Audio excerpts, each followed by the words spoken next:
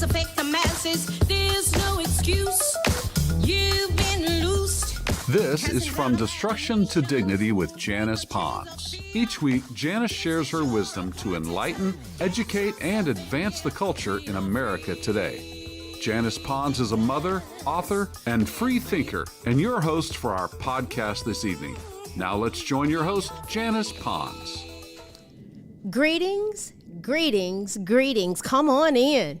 Welcome, welcome, welcome. My name is Janice Pons. I am the host on this podcast, From Destruction to Dignity, Clinical Perspective, Spiritual Truths. Tonight, we're going to continue our journey as we the people. We have been focused on a specific path related to gaining a clearer understanding regarding how our nation is structured, how it's supposed to work. This beautiful flag behind me is a great symbol connected to our amazing nation. The seal right here, our presidential seal, is to remind us to pray for the president of this nation, the executive branch of our government. 2 Chronicles 7:14 says, if my people who are called by my name will humble themselves and pray and seek my face and turn from their wicked ways, then will I hear from heaven and will forgive their sin and heal their land. The phrase my people, coming from the word of God, shall be called by my name. When he says my people called by my name, conveys a sense of belonging and identity. Us flowing together as one. We talk about that more perfect union. It suggests that a group of people will be recognized and unified under a specific name, reflecting their shared values or allegiance. We're talking about the Constitutional Republic of the United States and lining it up spiritually. We have been so off track. And so what we're talking about is risk-provoking thought, bringing awareness, and us flowing together as one. That's what it means, forming a more perfect union to make us better. I'm continuing to pray for the 265,900,000 Americans who were identified as living paycheck to paycheck and barely making ends meet in 2024. That's 78% of working Americans. Are we out of the woods yet? That many Americans? I don't think so. It's going to take some time to get things rectified. Many are working 2 and 3 jobs just to survive. 79% of Americans felt the country was going in the wrong direction last year during the election. The majority of the citizens spoke loud and clear regarding their position of what is important in this nation, and they issued a mandate loud and clear. We had an election. We, the people, spoke loud and clear on what is really important in light of the dynamics being presented to us as a nation. I've repeatedly asked on this venue, who needs to be the leader of America? What is at stake? Does it matter who's in the White House? Well, that determination's been made. Where are we now? Some people are struggling with acceptance of the results. Can we move on as a nation? Let's look at some dynamics about that together. Whether people like it or not, Donald John Trump is the head of the executive branch of our government. We've got the legislative branch. We've got the judicial branch, the executive branch, legislative, judicial, executive. He and J.D. Vance are the ones that the majority of we the people chose in a GOP trifecta. The GOP not only regained control of the White House through the electoral and popular vote, they also won the Senate and also managed to hold on to a narrow majority in the House. That was a strong message. All of this evokes so many strong emotions in our fellow Americans. Some are elated, some not so much. So where do we go from here? My fellow Americans and my brothers and sisters, one thing that may be warranted for us to move forward in peace is emotional maturity. So many simply don't have certain levels of emotional maturity. It's just not there. What is emotional maturity?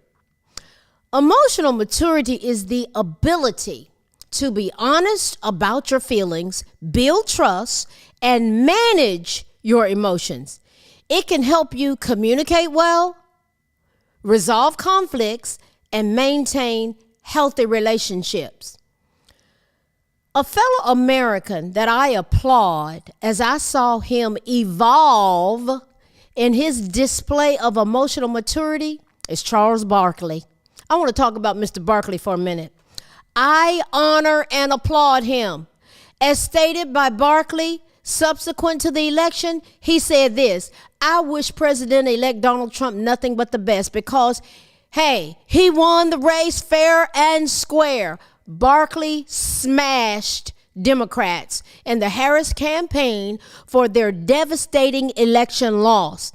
The NBA Hall of Famer also weighed in on how he is going to approach Donald Trump's second term as president of the United States. Barkley first congratulated President-elect Trump on his decisive 2024 election victory. When you win, you get to say what you want to. When you lose, you need to shut, and he said the H up. That H, y'all know what it means. That word's in the Bible, yes. He said, shut up. That's what Barkley said. He said, I wish him nothing but the best, but we lost. He has a podcast called The Steam Room, and he was just letting loose on there. I loved it because he was intellectually honest. He said this. He said, I don't think everybody who voted for Trump is racist or whatever. I'm not a fan of the guy, but he's the president. I'm going to respect the office. Imagine that. Respect the office. He said, I wish him nothing but the best because he won the race fair and square. He didn't do like Obama talked about, rigging elections and weaponizing the Department of Justice. Oh, my gosh. Yeah. Talking about the pot calling the kettle black. Barkley said, I hope that he realizes that 71 million people voted for Kamala Harris and that he does the best for the American people, plain and simple. Barkley, he went on in his podcast and he skewered the Democratic Party for what? Not having a game plan. He said, we lost. And I just want to say this to the Democrats, Barkley. He said, listen, I'm an independent who voted Democrat. Do me a favor. He said, shut the up. When you win, you get to say what you want to. When you lose, you need to shut the H-E-double hockey sticks up. Barkley's really strong. Now, he then listed the excuses, because it's still going on and on and on. Why am I talking about it? Because it's still going on and on. He listed the excuses Democrats use to try to explain why Kamala Harris was soundly beaten by Trump in the election. He cited the Democrat talking points that Joe Biden didn't drop out of the race soon enough. We lost because we had no game plan, Barkley honestly said. The man's intellectually honest. We still haven't resolved the immigration issue. We still have no viable answers, never addressed inflation. Those were the two issues that caused Trump to win. And all this focus on my body, my choice and all that, people were not focused on that. He said, bringing all these stupid stars out to rally the vote. That's what Barkley said. He said, what was that? He said, I love Beyonce. But he said, I love Cardi B. But that ain't going to get me to vote a certain way. That's Barkley talking. Barkley said Kamala should have had a better game plan going forward because of bringing celebrities around. That's not what people wanted. People wanted solutions, Barkley admitted. During a recent rant, he said, listen, I voted for Kamala, but we just didn't win. And you know what he went on to say? I love this because, see, you just got to be a truth broker and be intellectually honest. He said, it's all our faults for not having a game plan. Trump had a game plan, and we're going to be dissecting some things because it was brilliant. And his daughter-in-law, Laura Trump, and what she did, we're going to talk about that as we move along, because there are such nuggets to glean from it all as Americans and as a nation and being a winning team. He said, we're not having concerts and rallies. People want solutions. They want money in their pocket. They want the support, the border secure. They want to be safe. You guys lost because this is what Barkley said, as my 100-year-old mama. She'll be 101 in January of 2025. And she said, I'm just telling you what they told me. This is what Charles Barkley told us. He said, you guys lost because y'all stupid. That's what Barkley said. Come up with solutions, the 11-time NBA star stated. Barkley blasted Democrat cities for having rampant crime, talking about defund the police, have social workers to go in to volatile situations, not even armed. He said it was just unchecked shoplifting to the point that stores were forced to lock up their merchandise. People, they closed Walmarts down. Stores are closing down because people are running roughshod with no accountability. Barkley slammed anyone criticizing Auburn basketball coach, what's that man's name? Bruce Pearl, for casting his vote for Trump. He said, the next time one of you fools, Barkley, he doesn't bite his tongue, guys. Y'all know he doesn't. He said, the next time one of you fools or idiots or Jack, okay, send me an article about Bruce Pearl supporting Trump, I'm gonna, Barkley, he's kind of pointed. Listen, we don't advocate violence, but he said, look, I got something for you right here. That's Barkley. But he said Bruce Pearl can vote for who he wants to. Bruce Pearl, he said, as far as I'm concerned, he's got two jobs. Now, this is intellectual honesty. This is what it sounds like. Here are his two jobs: win basketball games and graduate players. That's all I care about. That man can support who he wants to. The former Auburn All-American basketball player continued. These people are out here telling me, if you don't vote for Kamala, you ain't black. Remember Joe Biden said that? You ain't black. I wrote a song about it. You can go on JanicePons.com and get that song, You Ain't Black. It's pretty powerful. God gave me the words immediately when he said that. What an insult. He said, just shut the H up. Shut up. People can vote for whoever they want to. Now listen, this was an about face, because in March of 2024, Barkley had a much different opinion about black folk supporting Trump. This is what he said back in March of 2024. He said, if I see a black person walking around with Trump mugs, T-shirts, any Trump paraphernalia, a Trump mug, what he said is, I'm going to punch him in the face. Well, we don't advocate punching. We don't have to do that. And then he scolded Democrats for only caring about black people every 4 years. He punches hard. Now, he has a co-host, Ernie Johnson. And he said that he voted for Kamala Harris as well. But Johnson said he wasn't surprised that Trump won, but he was bothered that some Democrats are now saying, if you voted for Donald Trump, I want nothing to do with you. I have experienced that personally. Wow. And you have to just decide, what am I going to do with that? What am I going to do with being treated disparagingly because of who I voted for? That's the part that we have to get over, Johnson said. The fact that you voted one way and I voted another, that we can never see anything eye to eye or never want anything to do with each other because we're getting nowhere that way. I'll never forget, in line with that, I never forget. I was just minding my own business, and I had someone that I love dearly look at me and say, my mama hates Trump, and you think he's God. If I've said it once, I'll say it again. Jesus Christ, the anointed one, is God. Yeah. The word became flesh and dwelt among us, and we beheld his glory. Now, let's examine the dynamics further regarding why Trump won. All along, they were saying that Kamala was leading in the polls. God told me directly, yeah, I don't say it too much, but he said, look, Janice, they lying. He just, I was minding my own business. It was like I was put under arrest. He said, they're lying. That's not true. She's never led. He said, she's not leading the polls. They lied over and over and over again.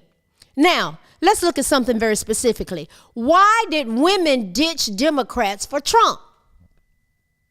Why? 54% of Latino men voted for Trump. As Joe Biden was lying about what Trump said about Latino, it was just all this mess. We were lied to over and over again, and it cost them. Now, why did women ditch Democrats for Trump? Democrats assumed women have an obligatory blind allegiance requiring them to support any woman running for office regardless of her policies. Not anymore. And I always say this on my social media platforms. Policies matter. Americans are tired of being told their intellect is limited by race or sex, especially women. Like other groups, women have long been taken for granted by the Democratic Party as if pro-choice talking points alone are enough to secure their blind loyalty to the rest of the party's platform. The View, you know that show, The View?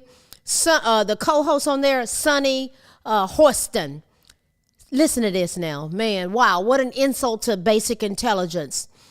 She certainly thinks this is the case, calling Trump's victory, listen to this, a referendum of cultural resentment merely because Americans overwhelmingly refuse the policy platform of a mixed race woman married to a Jewish guy. You hear that?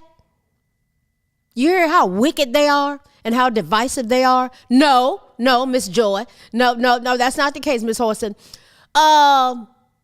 Miss Sunny. Joy is the other one. She just same thing. Just different face. They're as my mama said, they ate up. They're eating up.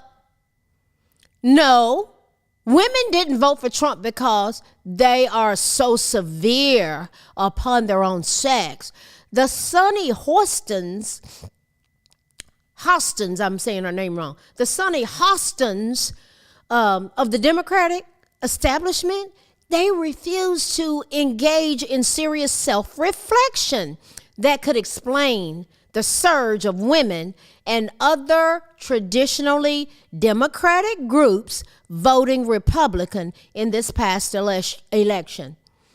Are women simply suffering from a mass self-hatred that enticed them to vote for Donald Trump?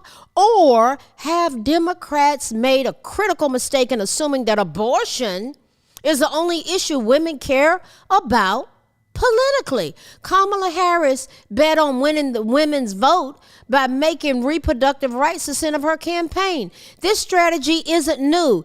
Hillary Clinton had the same strategy. Barack Obama and other Democrats have used it before. However, this approach has arguably become one of the Democrats' gravest miscalculations, and Harris paid the price. She paid the price. If anything, the burning, liquefying, and dismembering of our tiny citizens did not decide the election. On the Biden White House Facebook page, someone challenged me saying this, oh, a clump of cells is now a citizen? You know what my response was? If you have any doubts, ma'am, ask Scott Peterson why he was charged with double murder in the death of his pregnant wife, Lacey. Over the past 4 years, women have faced the same economic pressures as men, buying groceries, filling up gas tanks, dealing with higher interest rates. It's an American challenge. Men aren't the only ones who care about the economy. And no matter how often politicians chant, my body, my choice, it can't drown out the financial strain of Bidenomics. Women, like men, wanted economic solutions and found them with Donald John Trump. For them, Kamala Harris and my body, my choice were not nearly enough. And let me go on and say this. There is a separate body involved. Just biologically, it's a separate body, a different body with a heartbeat that runs away from those tools that come to rip their bodies apart. Runs away from it. They've shown it. Women, so they know pain. They know pain, so talk about bodies. Let's go there.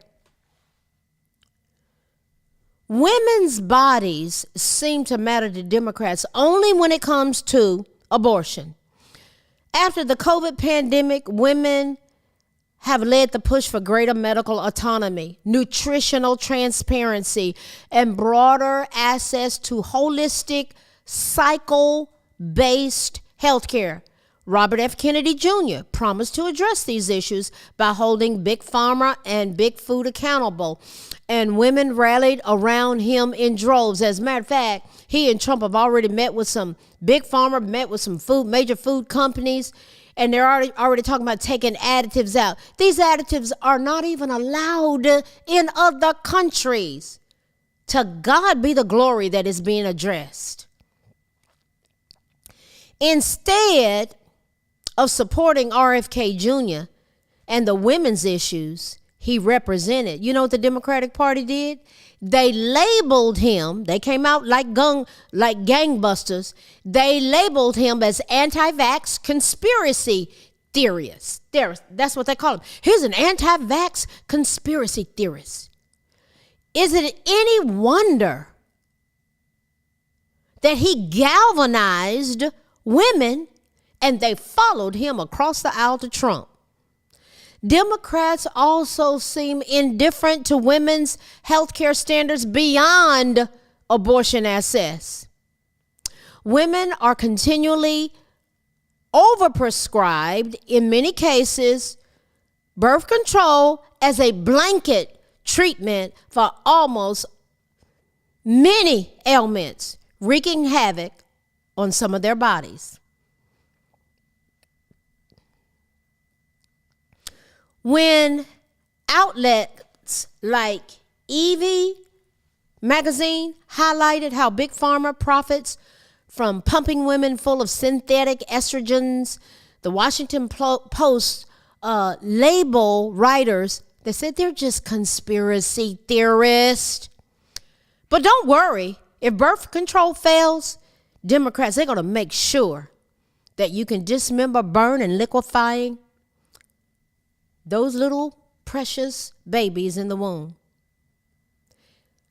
Yet, the my body, my choice mantra doesn't seem to apply to, guess what? Women's sports, bathrooms, or in the military where women are fighting the issue of biological men being in the showers with them.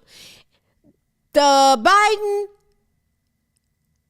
Biden-Harris administration, their presentation in these trainings with military personnel was just deal with it. These women are being traumatized.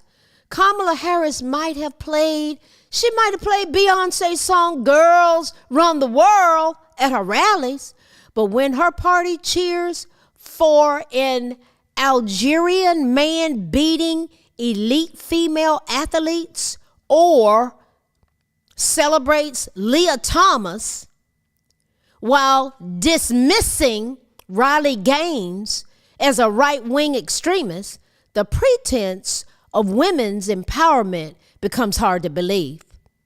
See, they're being challenged. They're not intellectually honest. And women are not falling for it anymore.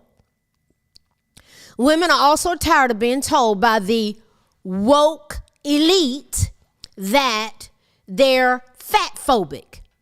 Like when Lizzo, when she's lost a significant amount of weight, but she used to be the poster child as a health and beauty icon, while Adele and Rebel Wilson were criticized for promoting unhealthy beauty standards through their weight loss. They were dissed because they were talking about getting fit, getting healthy, just applauding. People got different weights, but they were applauding. Oh, we just can't have this. According to MSNBC, fitness is a sign of right-wing extremism. This stuff backfired on them, guys. So it's supposedly better to sit on a couch and pop birth control? When Democrats celebrate being an overweight, obesity is not healthy.